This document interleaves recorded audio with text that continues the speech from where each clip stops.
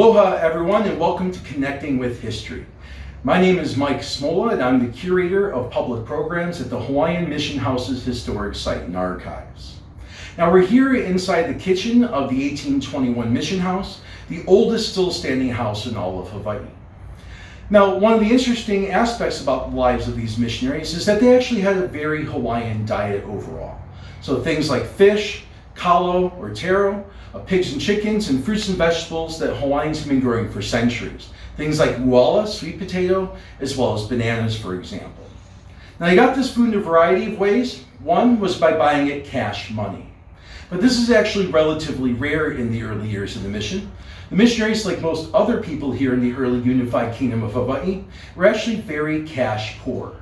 And really until about the 1840s or 50s, this is not an economy here that particularly runs on money.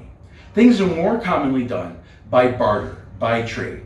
Initially, the missionaries would trade metal tools like most other foreigners here, but even as early as 1822, this had very much fallen out of favor with native Hawaiians.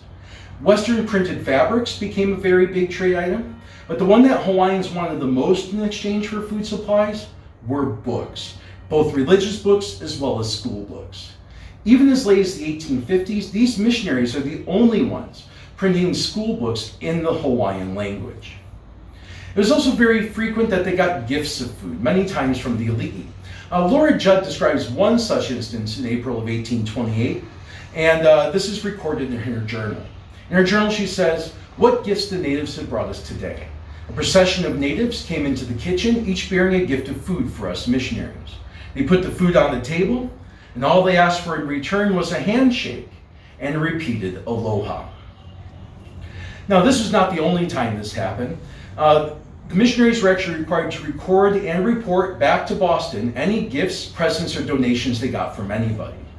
Luckily for us, all 68 of Levi Chamberlain's account books survive in our archives today. And according to his account books, the elite were bringing food here to the Honolulu mission station, on average, every other day for over 10 years. Now, they also got access to agricultural land worked by native Hawaiian farmers, and this is recorded in the account books as the avails of the land. They also get some food supplies from New England, from the American Board of Commissioners for Foreign Missions, and this would have been things like salted beef, salted pork, dried fruits and vegetables, things like dried apples or fruit preserves and the like, and also these nasty, nasty little things called sea biscuits. You might know it as hardtack as well, very similar products. That's a little bit about the lives of these missionaries here in the kitchen, and we'll see you again next time. Mahalo and aloha.